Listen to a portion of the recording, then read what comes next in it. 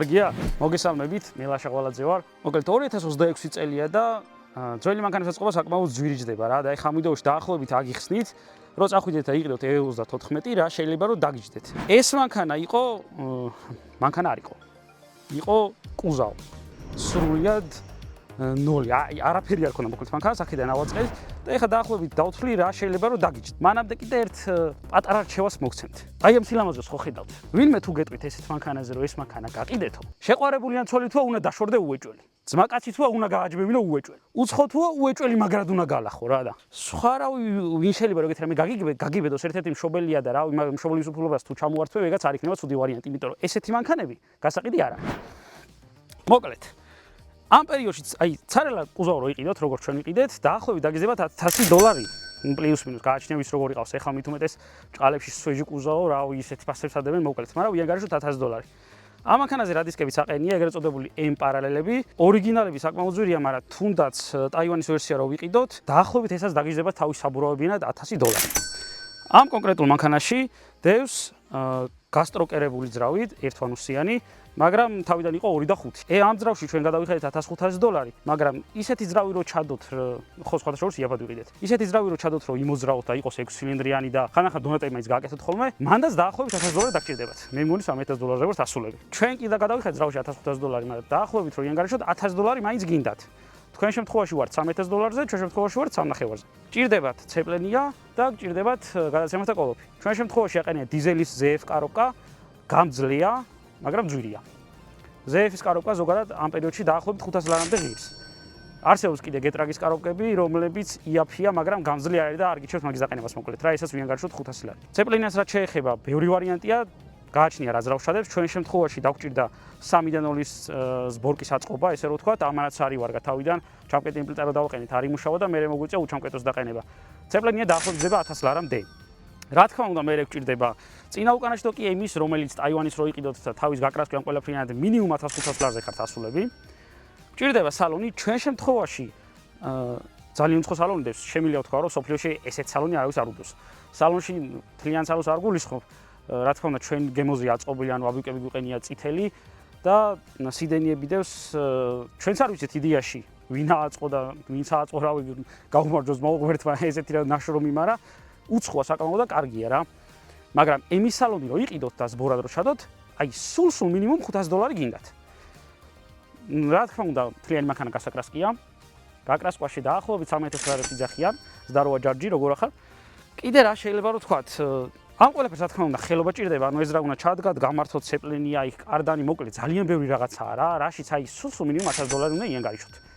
ამ $1000 შეგვიძლია ვიანგარიშოთ, თუნდაც რადიატორი, ელექტროგაგრილება, ამ ელექტროგაგრილება შეერთება უნდა და ასე შემდეგ რა. თუ არ ყავთ ელექტრობაში კარგად გარკვეული ძმაკაცი, მოგიწევთ მაგაში ელექტრობაში ფულის გადახდა და იმ ელექტროების გარდა რაც ძრავს ეხება, მოგიწევთ კიდე სალონში დინამიკების და მაგნიტოფონის გაყვანა.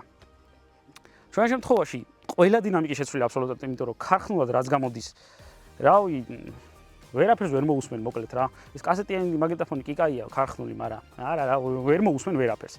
ყველა დინამიკა აბსოლუტურად ჩვენ შემთხვევაში შეცვლილია, მაგნიტოფონიც არ არის რა თქმა უნდა ქარხნული, დამატებული გვაქვს პატარა ბასავი კი, რომელიც ამ მანქანას აბსოლუტურად ყოფნის, მეტი არ ჭირდება არაფერში. აუდიო სისტემა ჩვენ დაახლოებით დაგვიჯდა $1000-მდე. მოკლედ ეს მანქანა რამდენი დაჯდა მაგის დათვლას აზრი არ აქვს, ძალიან ბევრზე ვარ წასულები რა.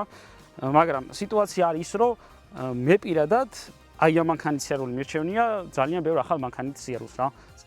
რავი, რა შეიძლება რომ შეადარო იგივე სიამოვნება რომ მოგანიჭოს და ეხა ამ მანქანამ რა, ამით როცა მოძრაო. ახალ მანქანებში რავი, რითი არ გვივლია, მაგრამ ყველაფერს თავისი ემოციები აქვს რა და E34 მით უმეტეს ეხა მე როგორც მიყვართ, რავი, ჩემი მაყურებლების იმათმა ძალიან კარგად იციან რა. უბრალოდ ერთადერთი BMW ძრავებთან, უბრალოდ ამ ძრავებთან რატომღაც ვერ ვმოგებრობ, იმიტომ რომ ძირითად შემთხვევაში ვერ მიძლემენ ხოლმე რა და მით უმეტეს სტროკერი და მე ისე ვართ ერთად რავი, მოკლედ რა. ხო, ხიც რაც შეეხება ბლოკირების ყიდვა თუ გინდათ $1500. მე $1500 ხიჩი გადამხდელი არ ვიყავი, წავედი და $100 ჩავასვარკე. მართალია საცა ჩაიშლება, მაგრამ მაინც. წინა და უკანა სავალი ნაწილი. ყველაზე იაფია მე მგონი E34-ზე წინა და უკანა სავალი ნაწილი გაკეთება, იმიტომ რომ წინა სავალი ნაწილი აი ზბორად რაც შეიძლება რომ ადამიანმა იფიქროს და შეცვალო გიჯდება $400, უკანას დაახლოებით ეგრე რა. ყველაზე ფუჭებადი რაც არის ამორტიზატორები, იმიტომ რომ სხვა ისეთი აგებულება აქვს უკან რა, ვინც ეხა მანქანაზე E34-ზე და ზოგადად E30-ზე იგივე ბალკა უკენია უკან. ძირითადად თუ არაფერს მიარტყი და მოარტყი ვერ გააფუჭებ ვერაფერს რა. ხო, რა შეიძლება რომ დავამატოთ? ხო, ფარებს რაც შეეხება. წინა ჯვრიანი ჰელას ფარებს ეძახიან, როგორც ვიცი. ნუ, ჩემ შემთხვევაში დაახლოებით $200-მდე მაგადახდილი, მაგრამ საკმაოდ ძვირი ესეც როგორც ვიცი რა. უკან რადგან განსხვავებული ფერი იყო, უკან დავაყენეთ შავი, ტაობაო თუ რაღაცა ჩინგო, ჩავ რაღაცის ფარები მოკლედ გამოვიწერე, დავაყენეთ და 200 ლარი რა. ჩამოვიტანეთ, დავაყენეთ, 5 წუთი მზეზე გამოვიყვანე, რავი, ზოგან დაიფშხალა, ზოგან ფერი გადავუვიდა, მაგრამ შორიდან შეხედავ კაია. მოკლედ E34-ზე არის ორი ვერსია, ეგზე და არა ეგზე. ჩვენ შემთხვევაში ეს მანქანა არის არა ეგზე, მაგრამ ეგზეც ყავს სახში გვიყენია და მაგას ძალიან მალე გამოვიყვან, ისოთა ბაბასილი ძრავით არის. არა ეგზე საწყობა ბევრად იაფიჯდება, ანუ კრილოებშია სხვაობა, აბლიცოვკაში, ბადეებში და კაპოტში რა და ეს ყველაფერი ჯამში ალბათ 500 ლარის სხვაობას იძლევა, უფრო იაფია რა. კიდე რაც შეიძლება დავამატო, კარნიზები აქ ეგზეს და ამას არა აქვს, მაგრამ შეგიძლიათ რომ დააყენოთ. ეგზე კუჩი და არა ეგზე კუჩი, სალონშიც არის სხვაობები, მაგალითად ის რომ აირბაგიანია ეგზე, ეს არ არის აირბაგიანი, არც ტორპედო არ აქვს აირბაგიანი, არც საჭე. და ბორდ კომპიუტერი მოკლედ არის სხვაობები რა, მაგრამ რავი, ძალიან ესეთი კაპრინზი ადამიანი თუ არ არის, მე პირადად არაფერს არ მიწყვიტავს ახლა ამას ტორპედოზე აირბაგი ექნება თუ არა რა. მით უმეტეს, რადგან პირველი M5 გამოუშვეს არა ეგზე, ეგზეც არის გამოშვებული, მაგრამ ბევრია რა. რატომღაც ეს ხვირი უფრო მომწონს რა. ხო, კიდე მანქანებში ზოგადად რაც ყველაზე მეტად მევასება, მოკლედ რა, მომწონს და ისინი არ გვინდა. ამას ხო ხედავთ? ჩანს რამე? არა ხო? არ ჩანს. რატო არ შეიძლება რომ ეს იყოს დაშვებული რა? ამაზე ხარ წეს 500 ლარიანი ჯარი მამარა, რატო არ შეიძლება? ბარეული თუ დადისი. ჩვენ რო ვიაროთ რა მოხდება? კიდევ ვდივართ მომენტი, მაგრამ მაინც რა. უხდება რა, ლამაზია. მით უმეტეს ძალიან უცხო ფერია და ესეთ მანქანებს უხდება რა. მოკლედ ეს მანქანა დაახლოებით მიზის $6,000. $6,000 რა შეიძლება რომ მეყიდა, ბევრი ვიფიქრე და ცოტა ვიფიქრე და წავედი და ისევ ამას ავაწყობდი. იმიტომ რომ არ მინდა ძმაო, პრიუსიც იარული და ფიტიც იარული და ასე შემდეგ რა. ხო და. არა, კარგია, ცუდი კი არ არის, ეხაც ვართ ეგეთი მანქანით მოსული. 2020-იანი, მაგრამ გაზი ვტენეთ. ხო, შენათ არის ვიდეოებს ვიღებ დადის აქეთ-იქით, მაგრამ მანქანას თუ ემოცია არ აქვს და რაღაც იმის შეში თუ არ ქონდა რომ რაღაცა შეიძლება გაგიფუჭდეს, ის თუ არ იჩალიჩე რომ შენი გაკეთებული დინამიკები იდოს და ესეთ რაღაცა ვისაც მუღამი აქვს რა, განსაკუთრებით მიხვდებიან ეს ადამიანები და თან ამით როცა გავდივარ ქალაქში, იმხელა ყურადღებას იქცევს, რომ რავი, ჩემი 2020-იანი მანქანა სუყელას სიგრძე კიდია.